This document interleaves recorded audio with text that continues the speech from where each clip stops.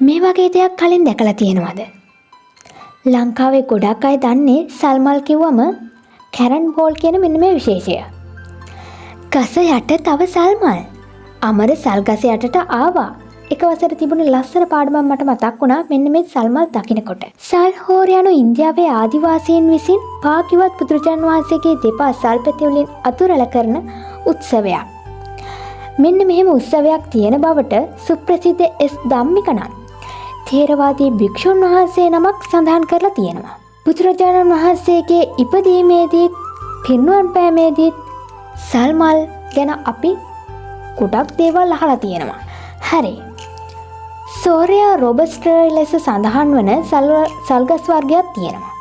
මෙන්න මේ සල්ගස් මීටර් 45ක් පමණ උසට වැඩෙනවා වගේම මීටර් 3.6ක් වගේ වට ප්‍රමාණයකින් යුක්ත වෙනවා. නේපාලයේ රාජකීය චිත්වා නම් රාජකීය උද්‍යානයේදී මෙන්න මේ සෝරයා නම් වෘක්ෂය තාමත් දක්නට ලැබෙනවා. මේවා ඉමහත් සුවඳකින් යුක්ත බව පැවසෙනවා. මම වීඩියෝ එක අන්තිමේටම දාන්නම්. මෙන්න මේ සෝරයා කියන සල්මල්. නමුත් අප ලංකාවේ දකින සල්ගස බුදුන් කල අපට හමුවන සල්ගස නොවන බව පිළිගත් මතයක්. ඇත්තටම මේ සල්මල් අපි අද දකින සල්මල් ඇත්ත සල්මල්මද? කමෙන්ට් එකක් දාන්න.